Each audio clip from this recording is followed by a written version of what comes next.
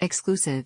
The King's coronation will require a vast police operation to keep everyone, royals and onlookers alike, safe, a former Met police officer told Express.co.uk. A former top royal bodyguard has warned King Charles' coronation at Windsor Castle will face a substantial risk of terrorism with multiple threats around the royal event. Simon Morgan, who was a Metropolitan Police Royal Protection Officer between 2007 and 2013, said a vast and multi-faceted police operation will be protecting everyone, dignitaries and royal fans alike, against possible attacks. He insisted the threats are real and a robust security machinery will be required to face them. Speaking to Express.co.uk, he said the threats are vast and added, you have to consider everything from international terrorism all the way down to the single cause issue, and everything that goes in between those two scales. The bodyguard with over 2 decades of security experience under his belt warned the risk of terrorism in the UK is substantial, meaning an attack is likely, according to MI5. The substantial threat level is third on the scale, behind severe and critical. Other factors affecting the country's security threat, he said, include the UK's involvement against ISIS, the Ukraine war, Irish Republican dissidents and domestic terrorism. However, he believes the biggest threat comes from domestic groups like Climate Control, Extinction Rebellion, Just Stop Oil and the Not My King movement, which will want to use the media attention around the royal event to amplify their message.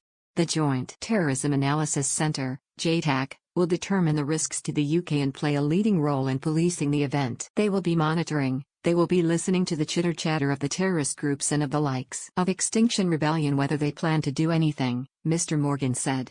One movement the JTAC will be looking out for is the large and growing anti-monarchy movement to make sure they do not disturb the ceremonial event.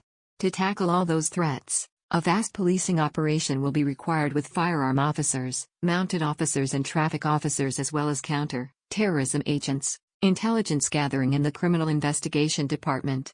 They will be using the same blueprint as for Queen Elizabeth II's funeral and her Platinum Jubilee to mitigate all security risks. Mr. Morgan, now Director of Operations at Trojan Consultancy, said, none of this comes off the cuff.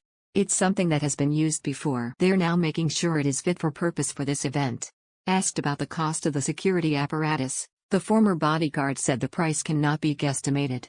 Whenever you see figures in the media, they are best guesstimates. It is very difficult to narrow it down. Yes, you can work out how much a police officer costs per hour and how many police officers are there. But it's far greater than that, there are far more considerations, Mr. Morgan said. Whether the police operation will be on the scale of the Queen's funeral remains to be seen. He said, it is an event that puts UK policing very much in the foreground for that event. It has an effect on how the UK is perceived globally. If dignitaries come here and don't feel safe, then that cascades through to state visits, people who are going to come to the UK for business and tourism. The King and the Queen Consort will arrive at Westminster Abbey on May 6 in a procession starting from Buckingham Palace known as the King's Procession. Their Majesties will be crowned in the Abbey in London in a service that will be conducted by the Archbishop of Canterbury. In keeping with the King's desire to reflect the ethnic diversity of contemporary Britain, the service has been designed to include representatives of several faiths and community organizations. In the coronation oath, he will still swear to be a defender of the faith, with palace staff and church authorities planning to add more words that will enable the King to acknowledge that he serves all religions.